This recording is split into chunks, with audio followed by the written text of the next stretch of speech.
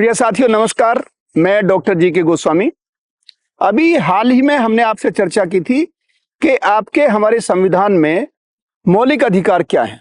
तो मौलिक अधिकार जो हमारा संविधान 1951 में बना, उसके पार्ट 3 में रखे गए हैं। और जो राष्ट्र में जितने भी नागरिक रहते हैं या जो भी लोग रहते हैं, उनके बेहतर जीवन के लिए किस प्रकार के अधिकार दिए जाएं, उन्हें हमने मौलिक अधिकारों में रखा, जो जस्टिसिएबल है, जिनके हनन होने पे आप सीधे सुप्रीम कोर्ट या हाई कोर्ट में जा सकते हैं। इसके साथ साथ जो हमारा पार्ट 4 है संविधान का, उसमें है directive principle for state policy. इसका मतलब हुआ कि राज्य कैसे चलेगा, राज्य के नीति निर्देशक तत्व कैसे होंगे, किस प्रकार से हमारी पॉलिसी बनेगी। खास करके 3 बिंदुओं को याद रखिए पॉलिसी के लिए। एक होता है सामाजिक, दूसरा होता है आर्थिक और तीसरा होता है राजनीतिक।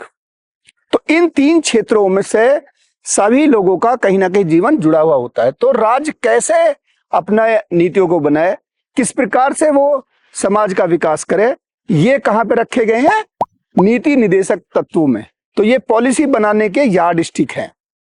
ये जो अधिकार हैं, या कह लीजिए दूसरे शब्दों में कहें कि ये जो नीति निर्देशक जो डायरेक्शंस हैं, ये आर्टिकल 36 से लेकर के और 51 में है हमारे भारतीय संविधान में। और इसमें जो महत्वपूर्ण तो वैसे सारे ही हैं, लेकिन मैं कुछ को इंगित करूंगा। जैसे आर्टिकल 39 जिसमें सोशल जस्टिस को रखा गया है, आर्टिकल 38 में भी है सोशल जस्टिस। और इसी तरीके से जो हमारा लीगल एड है, उसको भी हमने कहां से रखा है?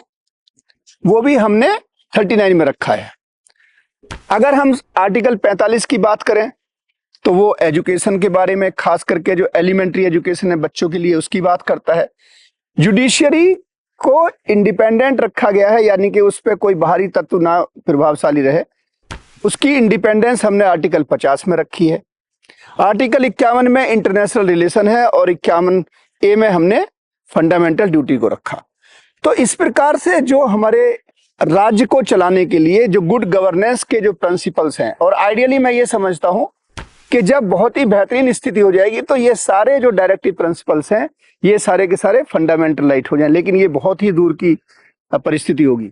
और मैं एक और बात कहना चाहता हूं कि ये जो हमारे नीति निर्देशक तत्व हैं, कहीं ना कहीं जो ICCPR था, उसमें इनको 1966 में रखा गया था, वहां से भी इसमें से लिए गए हैं। तो इन्हीं शब्दों के साथ मैं आपसे विदा लेता हूं। बहुत बहुत धन्यवाद। नमस्कार।